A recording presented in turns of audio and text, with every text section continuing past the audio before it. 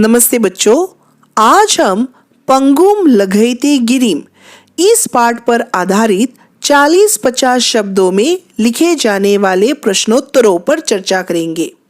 तो बच्चों, आज मैं आपको हर एक प्रश्न का उत्तर लिखते समय उसमें कौन कौन से इम्पोर्टेंट पॉइंट्स जरूरी होते हैं उसे रेखांकित करके दिखाऊंगी।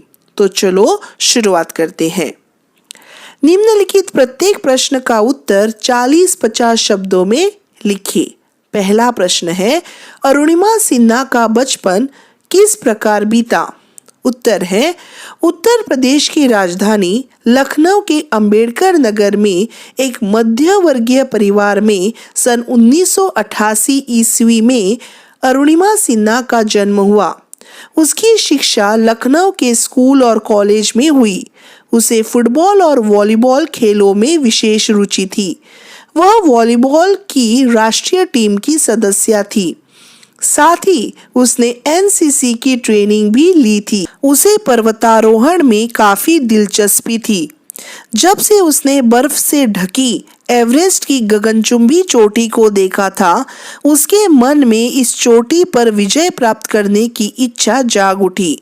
उसने मन ही मन निश्चय कर लिया कि वह एक दिन एवरेस्ट की चोटी अवश्य फतह करेगी। तो बच्चों, जो शब्द मैंने यहाँ पीले रंग से रेखांकित किए हैं वही इस उत्तर के मेन पॉइंट्स हैं जो आपको परीक्षा में ध्यान में रखने हैं और अपने शब्दों में स्पष्ट करने हैं।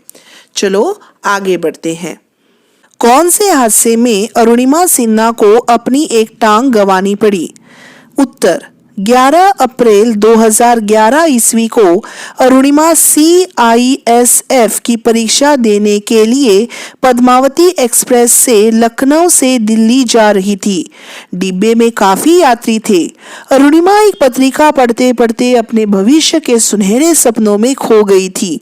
तभी चेन खींचकर गाड़ी रोक ली गई और कुछ लुटेरे अंदर घुस आए। उन्होंने यात्रियों की बहुमूल्य वस्तुएं और नकदी लूटना शुरू कर दिया। उन्होंने अरुणिमा का बैग और सोने की चेन लूट ली। उसके प्रतिरोध करने पर वह उसे घसीटते हुए रेलगाड़ी के दरवाजे तक ले गए और उसे बाहर धकेल दिया। अरुणिमा समांतर बनी दूसरी पटरी पर गिर पड़ी। तभी उसने दूर से दूसरी तरफ से आने वाली रेलगाड़ी देखी।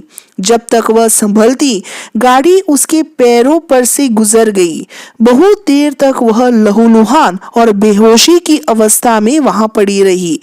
जब उसे अखिल भारतीय आयुर्विज्ञान संस्थान में भर्ती किया गया तब उसकी हालत बहुत नाजुक थी। जहर उसके शरीर में फैलने लगा था। डॉक्टरों ने उसके परिवारजनों से सलाह मशविरा कर उसका बायां पैर घुटनों के नीचे से काट दिया। इस पैर में एक स्टील की छड़ बिठा दी गई और कुछ समय बाद इस पर एक कृत्रिम पैर लगा दिया गया। तीसरा प्रश्न है, अरुणिमा सिन्हा का एवरेस्ट विजय का सपना कैसे पूरा हुआ? उत्तर, रेल दुर्घटना में अरुणिमा के पैर घायल हो गए।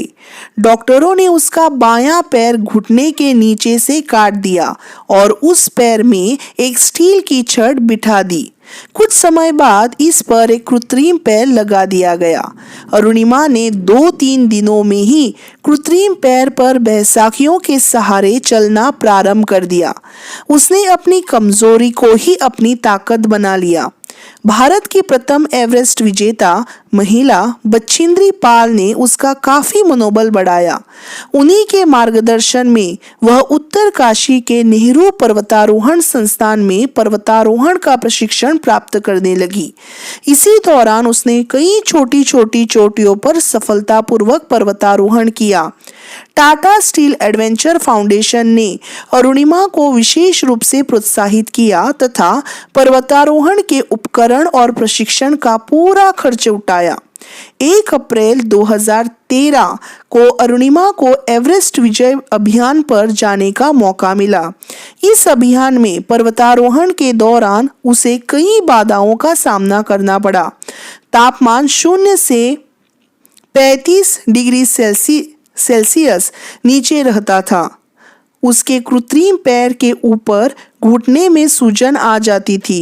कई बार वहां से खून भी रिसने लगता था। वह हर बार दल के सदस्यों से घंटों पीछे रह जाती थी। लगातार 52 दिनों तक विपरीत परिस्थितियों से जूझती हुई अरुणिमा ने आखिरकार अपने दृढ़ निश्चय और अदम्य साहस के बल पर अपने कृत्रिम पैर के सहारे संसार के सर्वोच्च शिखर एवरेस्ट पर विजय प्राप्त कर ली। इस प्रकार अरुणिमा सिन्हा का एवरेस्ट विजय का सपना पूरा हुआ।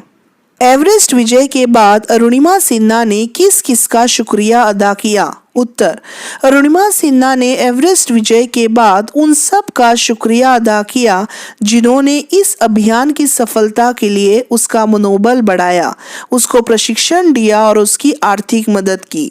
जैसे कि टाटा स्टील एडवेंचर फाउंडेशन ने अरुणिमा को विशेष रूप से प्रोत्साहित किया। उन्होंने उसके पर्वतारोहण के उपकरण और प्रशिक्षण का पूरा खर्च उठाया।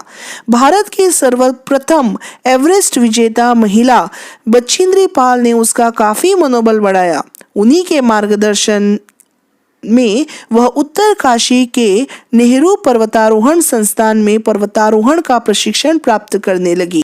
रेल मंत्रालय ने अरुणिमा को रेलवे में एक नौकरी दी तथा खेल मंत्री और एक भारतीय उद्योग कंपनी ने उसे आर्थिक सहायता दी। उसने उन लुटेरों के लिए जिन्होंने उसे रेलगाड़ी से नीचे धकेला था, उन्हें एक संदेश दिया कि वे भविष्य में महिलाओं का सम्मान करना सीखें। और अंतिम प्रश्न है, अरुणिमा सिन्हा का भविष्य में क्या करने का इरादा है? उत्तर: अरुणिमा सिन्हा भविष्य में प्रदूषण हटाओ अभियान दल लेकर एवरेस्ट शिखर से प्लास्टिक और टीन का कूड़ा कचरा बेस कैंप पर लाना चाहती हैं ताकि एवरेस्ट प्रदूषण मुक्त हो सके। उसने पंगु महिला स्वावलंबन केंद्र की स्थापना करने का बीड़ा उठाया है, जहां वह इन महिलाओं को सशक्त बना सके।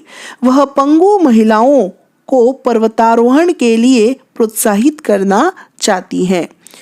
आशा करती हूँ आज का यह वीडियो आपको पसंद आया होगा। अगली बार फिर से मिलते हैं एक नए विषय के साथ। तब तक के लिए धन्यवाद।